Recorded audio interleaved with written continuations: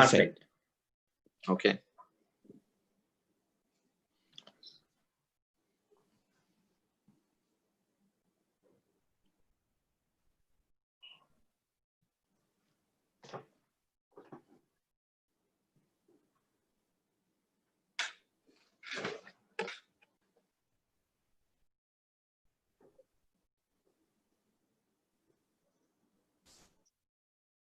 So we are on the live.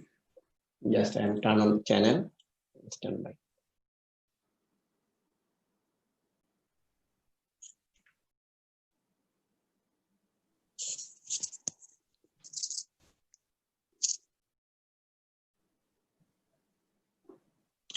প্রিয় দর্শক, আমন্ত্রণ জানাচ্ছি চ্যানেলটির আজকের আয়োজন বিশেষ শো, এবং এই বিশেষ শো মূলত করোনা প্যান্ডেমিকের পর যে যুক্তরাষ্ট্রে যে Black Lives Matter movement and another issue we will talk to with you guys. And today our honorable guest, State Senator Sepulveda, is Bangladeshi renowned elected official. Before he was a assemblyman, and right now he is serving the community as a state senator, district 32nd state district. So Luis bhai, welcome to our channel TT. How are you? Thank you so much. First time on. I hope it's not the last time. But thank you for having me here today. Thank you very much. So first of all, we have a couple of issues with you, because you are serving the community as an elected official. So yes. Our question is, we wanna ask you about the, you guys passed a bill for house rent relief bill for our community. So yes. What is the update of this bill? Well, it's a bill that's going to provide funding, about $100 million for the entire state, to help people pay their rent. So people that have been impacted, their economy has impacted them. They lost their jobs or decreased hours or furloughed. The program is designed to help individuals pay 30% of their rent, as long as their income is not higher than 80% of the area median income, and as long as the rent is not higher than 135% of the area median income.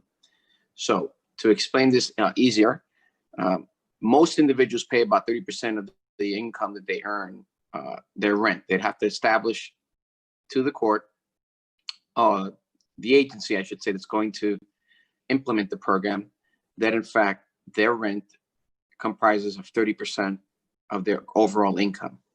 Then you have to make sure that that person's salary is not higher than $80,000. And then you have to make sure, let's say that the average apartment, let's say, for example, in your community is $1,000. Well, according to the law, they will pay up to $1,350 for rent, because that's 135% over the area average rent in the community. So it's designed to help people who cannot pay their rent. It is designed for people who, without this subsidy, will wind up homeless or in a shelter. And it's designed to help those who really need it. So, for example, me as a state legislator, I still get a salary from the state. So someone like me would still have to pay all my rent, and I cannot qualify for this program. But people that are very poor or have lost their jobs because of the coronavirus will have some help. It's only $100 million. We wish it was a lot more money, but this is the only thing that the governor would agree to. So with that amount of money, we estimate it's going to help about 44,000 people in the state of New York. Very small number. But unless the federal government and Trump gives us more money in the form of a federal bailout, there's going to be a lot of suffering in the next few months, because without the federal government, we just don't have the money to pay for a lot of things that we normally pay for. So there'll be job loss, there'll be budget cuts, communities that get, let's say, for example, housing or, education budget, all these things, monies that we use for education, for housing, for medical care. All of these things are going to be either cut, remain the same, or are going to get less attention because we have to pay other bills. There are essential things that have to be paid, like the fire department, police department, certain professions that are critical to our safety. But a lot of people are going to suffer, but this is going to help about 44,000 people in the state of New York. Okay, so you said $100,000 bill, Senate and state legislature has passed already. So governor has signed, or the governor has not signed it yet. It's $100 million that he has to sign off on. Once the governor signs off on it, then the commissioner, the HRA commissioner, can start implementing the program. But we're still waiting for the governor to sign it. Okay, so you said a lot of system, who will benefit, who will get eligible. So may I ask you a question? Yes. Say, let's say some people, they didn't pay the rent yet. Is your constituency? So what is their role? How they apply for this benefit? Well, that's what we're waiting for. The commissioner that's going to run the program has to create a method for this to start. We don't know the process yet. We won't know until the governor signs the bill, and then the commissioner can start creating the rules and the regulations and the forms that have to be filled out in order to get the help. Probably, I suspect the governor will sign the bill by tomorrow. I'm not sure. And then once he signs the bill, then we'll get information to help people apply for it. People can call my office, 718-991-3161. And once we get the information, we'll be in a good position to help people. Okay, great. I hope people will be benefited from this number. And so you said after the sign, and commissioner will make a system who will benefit, who will get benefit, who will not, and who will be eligible or not, right? Right. Okay. So another of my question, what about the unemployment benefit? We know a lot of people still are waiting list. They didn't get the unemployment benefit from the state government. They follow every rules and regulation, but still they are waiting list. I'm sorry, say the question again because you broke up a little bit. Okay. What is the unemployment benefit? A lot of New Yorkers applying for unemployment benefit, especially South Asian community, your community. They told me some people get the benefit properly bi-weekly, but some people still they didn't get. So yes, I understand. The unemployment insurance, the pandemic insurance, and food, of course, have been the two biggest issues that we've had throughout the state.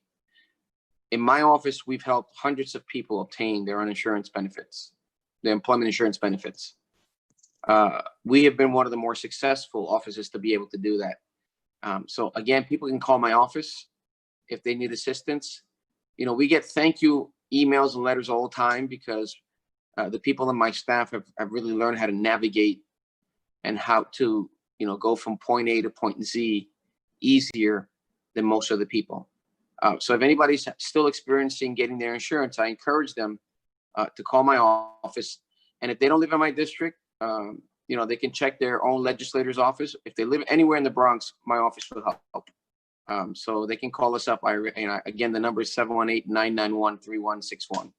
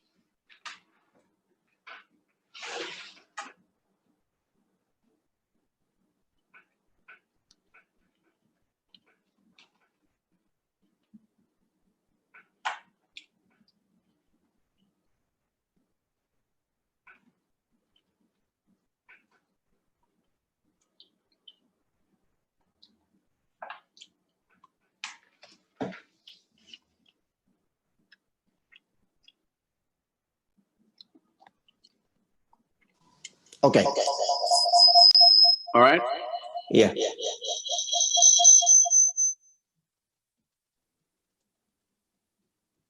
Sorry, viewers, we are facing some audio problem. Okay, we are sorry for that. We get back. My another question is, the corona pandemic, we are facing a lot of problem. Your community and every community in the, especially not only US, around the world, the corona epidemic disaster everything, business, small business, and job, less people.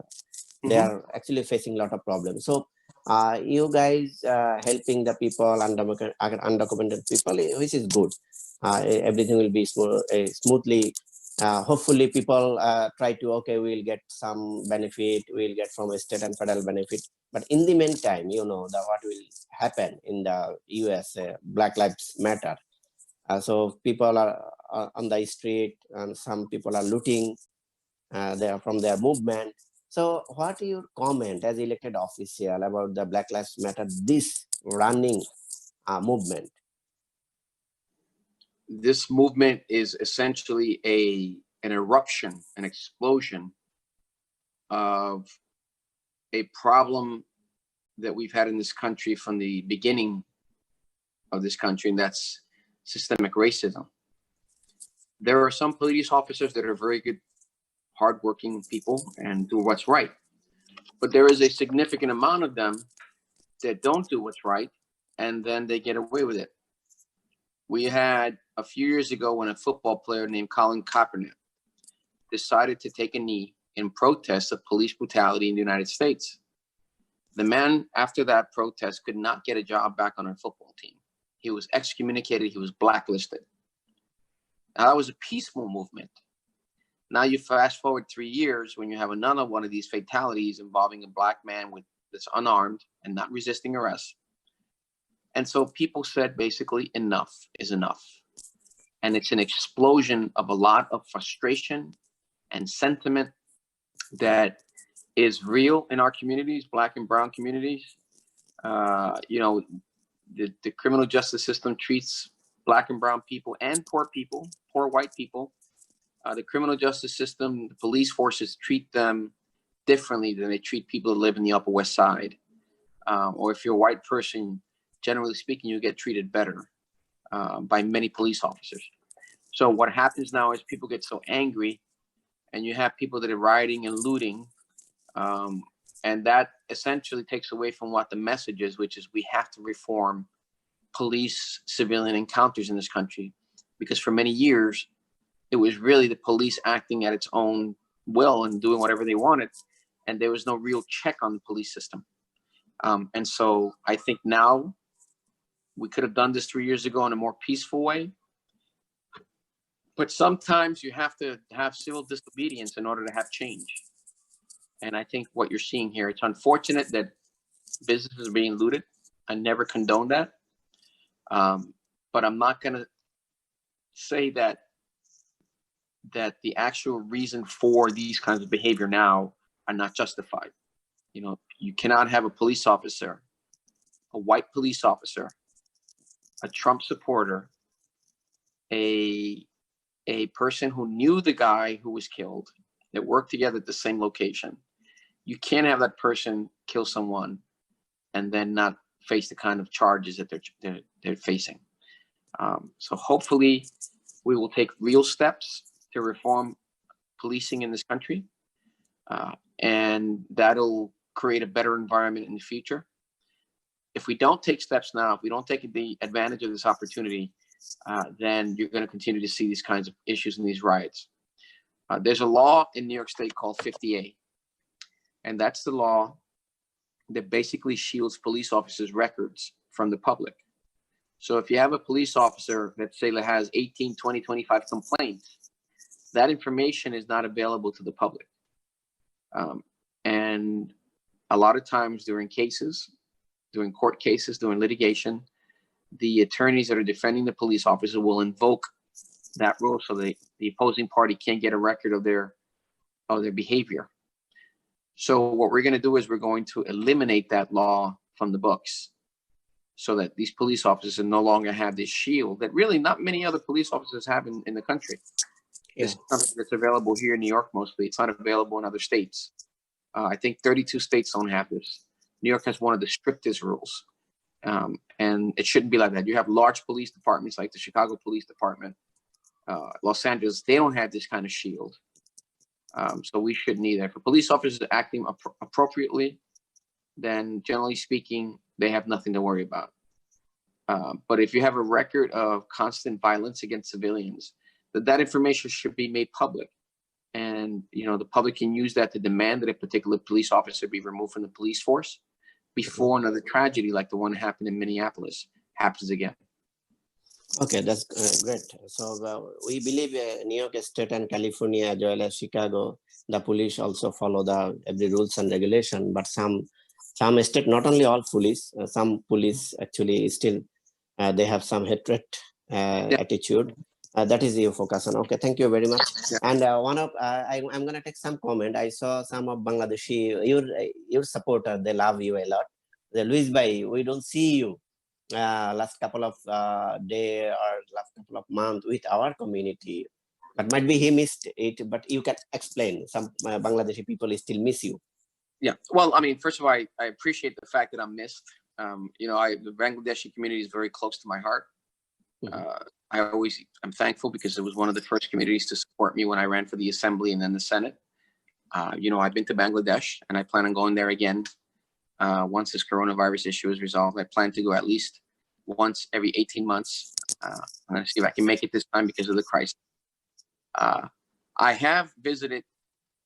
What I've done recently is I've spent a lot of time getting food to poor communities. Getting personal protection equipment like the face mask and the gloves. A lot of what I've been doing lately has been organizing food drives for poor communities that can't afford to feed themselves and getting masks and helping out. Now, I did St. Paul's Church. There was a big food drive there where I saw a lot of members of the Bangladesh community. I've been through Starling Avenue. Checking up on the businesses there, and when the rioting happened, I drove by there 2 nights ago to make sure that nothing was happening in that community. And we have also, we have been one of the most committed officers to helping, not just every resident in my district, but in particular the Bangladeshi American community. You know, we have someone who speaks Bangla in my office, and the reason is because we know that a lot of people from the community, the Bangladesh American community, don't speak English fluently. So we have people in our office that help with that community, and we've helped many members get their unemployment insurance. So even though you haven't physically seen me, I have been there in spirit, and I have been working every single day to get food and personal protection equipment to our communities. And, you know, you'll see me soon. I'm going to be doing a major giveaway. Yeah. So, you know, follow me on social media, and you know where I'll be. Okay, I hope Mr. Nazrul, he get the answer. Luis Bhai explain his activities on the corona pandemic for the community. So we hope you will continue support to our community as well as your constituents who lives in your area as well as whole state. So as an elected official, my last question is, we know some of Bangladeshi community member are running for the assembly, running for the district leader, assemblyman, and others position as a Democrat. So what is your comment, and will you support them? Well, I don't believe that in my Senate district there's any Bangladeshi American running. No, might be Mohammed and Mozumdar. He will running for district leader 87, might be. You're right, but he was removed from the ballot because he didn't file what's called a cover sheet. No, he get the ballot. He get back the ballot. I don't think he's back on the ballot. I don't believe he is, and I can confirm that. But the last I checked, the court system, Majumdar had been removed from the ballot. I'll check again, but I don't think he's on the ballot. Okay, I could be wrong, but I don't think so. Okay, so and another, not only your district in New York City, like 2 women, Mary Jobaida and other women, Mamota might be, Momita and Joy Chaudhary. I'm very supportive of Mary Jobaida. You know, anything I can do to help her, I've told her I'm willing to do. But I don't think there's any other candidate that has asked for my support. Because, you know, one thing is that if you want me to endorse you, you have to ask. If you don't ask me, I don't know. Right. So I know that I have conversations with Mary. I've never had a conversation with Majender about running ever. Yeah. So I don't know what he was doing. I know eventually, but from what I learned, he was not on the ballot anymore. So because people very well Bangladeshi people know you as a Bangladeshi friend. That's why I ask you. It's not intentional. It just often discussed because of people want to know, our Luis Bhai, whether he'll support our community member or not. So that's why I asked this question. Another person comment, Luis Bhai, Assalamu alaikum. I convey salam. Luis Bhai, we missed you a lot, and we want to your support more because we are actually hopeless about the corona epidemic. He tried to focus on his loser. He might be the small business owner. So what about your comment? Like Khalil Biryani, like restaurant, is a small business owner. They are actually sufferer. I mean, there's an example of I made we've made attempts to help businesses survive, either connecting them to the city programs. For example, some of the restaurants that maybe could provide halal food while the food is being distributed throughout the city for people, especially halal foods. I try to help work that. I promoted a lot of the restaurants, especially one of my favorite restaurants in Queens is Khalil Biryani. So we tried to promote him as much as we can.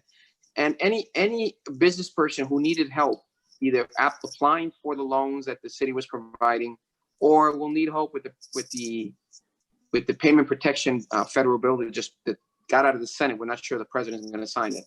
But if anybody needs help, any business plan, all they have to do is call my office. If anybody wants to meet with me, all they have to do is leave me a message in my office or social media. And I've had people from throughout the district call me in need of food, and I personally have taken bags of food to people in their house. So whatever they need, they can always call my office, and I'm here to help the Bengali community. Thank you very much for your patience and support to our community. And I hope people will need more help. People will get more help to you as well as they need. And so thank you very much on behalf of Channel TT and from bottom of my heart. And we're going to take leave from this live show from Channel TT. Can you express yourself to our community what you want to get more as an elected official? What you need like support for as an elected official? Can you express and before you leave? Well, sure. Like right now, what's really important to me is to be able to get food distributed throughout the community. There's so much poverty in our community. So many seniors that are going to bed hungry or have to decide between buying food or paying for insulin, let's say. So if people in our community can help with that effort, if they want to contribute, they want to help, we go out to pantries and we help put stack of foods together for bags and boxes for people to take home. There's a lot of need for that. There's a need for translators. If anybody wants to volunteer time in my office to help me translate, there's a need for that. And there's just a general need for people to be kind and contribute if they have the money for those that are less fortunate. Those are the things that I need as support from my office. And of course, I'm running for office. So, I hope that people will vote for me June 23rd or the primary. I've done my best to work for the Bangladeshi American community. I think I try to deliver for their particular issues, be it immigration issues, being undocumented immigrant issues, being poverty, because, there's a lot of poverty in the Bengali community that people don't talk about. But whatever I can do when there's a victim of any kind of Muslim attack, then I will be there. So, reach out for me. I guarantee you either see me or hear from me, but we'll have communication. Thank you very much, Mr. Luis. We believe you will continue your support to our community, Bangladeshi community, South Asian community, as well as your constituency people, folks of your supporter. And I hope you will be happy with joining our community, whatever before and will be future, inshallah. So thank you very much, and have a wonderful day, and God bless you. Thank you. God bless you as well. Dhanabad. Dhanyavad. Assalamu alaikum.